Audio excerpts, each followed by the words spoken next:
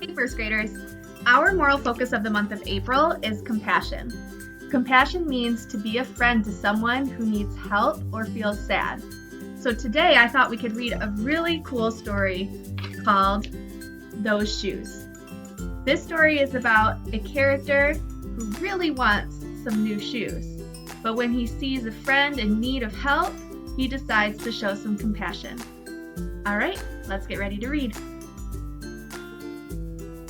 Those Shoes by Maribeth Boelts, illustrated by Noah Z. Jones.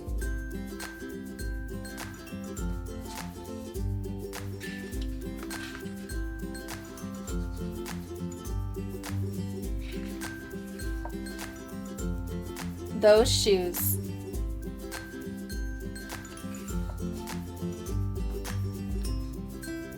I have dreams about those shoes. Black high tops, 2 white stripes.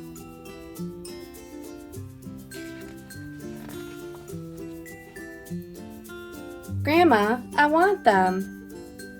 There's no room for want around here, just need, Grandma says. And what you need are new boots for winter.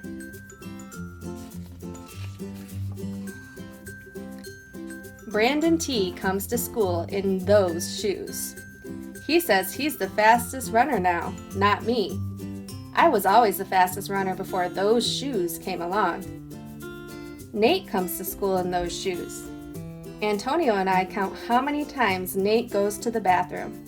7 times in one day, just so he can walk up and down the hall real slow. Next, Alan Jacoby and Terrence each get a pair.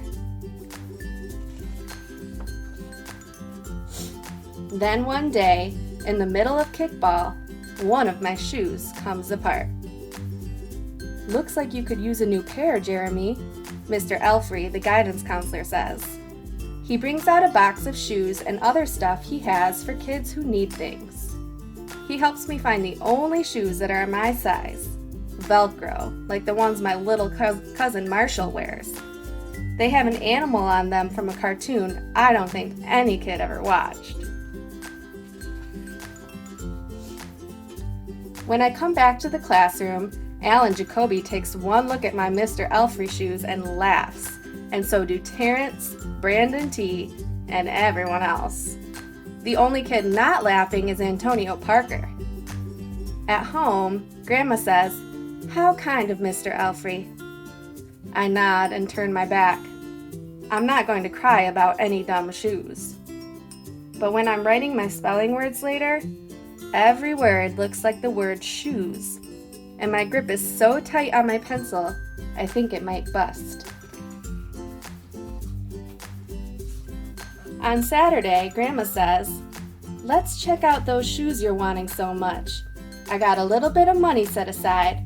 Might be enough. You never know." At the shoe store, Grandma turns those shoes over so she can check the price. When she sees it, she sits down heavy. "Maybe they wrote it down wrong," I say. Grandma shakes her head.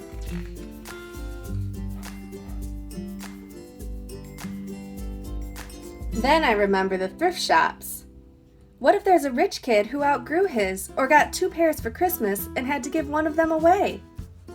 We ride the bus to the first thrift shop. Black cowboy boots, pink slippers, sandals, high heels, every kind of shoes except the ones I want. We ride the bus to the second thrift shop. Not a pair of those shoes in sight. Around the corner is the third thrift shop. I see something in the window.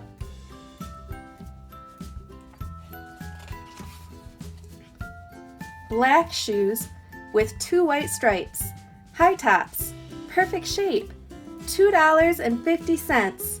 Those shoes! My heart is pounding hard as I take off my shoes and hitch up my baggy socks. "How exciting," Grandma says. "What size are they?" I shove my foot into the first shoe, curling my toes to get my heel in. I don't know, but I think they fit." Grandma kneels on the floor and feels for my toes at the end of the shoe. "Oh, Jeremy," she says, "I can't spend good money on shoes that don't fit." I pull the other shoe on and try to walk around. "They're okay," I say, holding my breath and praying that my toes will fall off right then and there. But my toes don't fall off. I buy them anyway with my own money, and I squeeze them on and limp to the bus stop. At home a few days later, Grandma puts a new pair of snow boots in my closet and doesn't say a word about my 2 big feet shuffling around in my 2 small shoes. "Sometimes shoes stretch," I say. Grandma gives me a hug. I check every day, but those shoes don't stretch.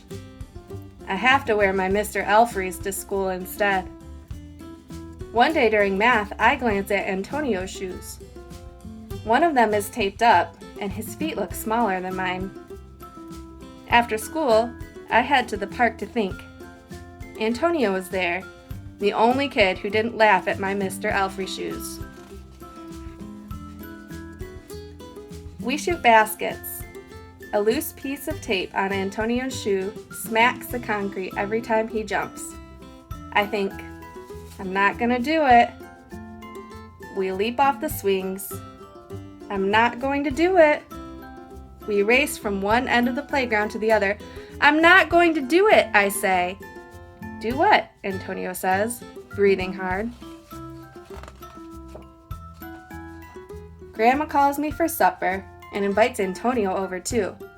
After supper, he spies my shoes. "How come you don't wear them?" Antonio asks.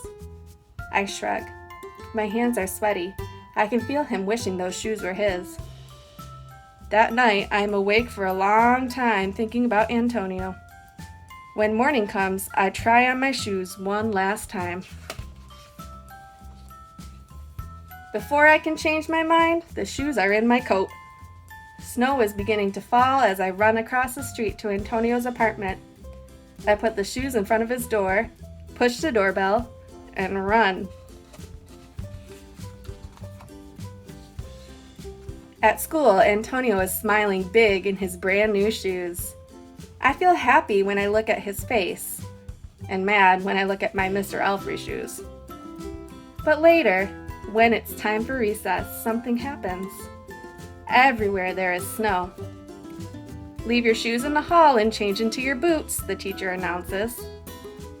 Leave your shoes in the hall? It's then I remember what I have in my backpack. New boots.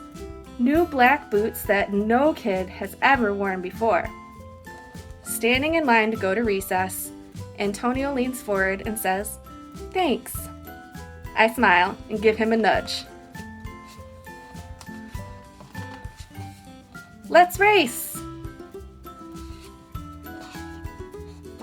The end.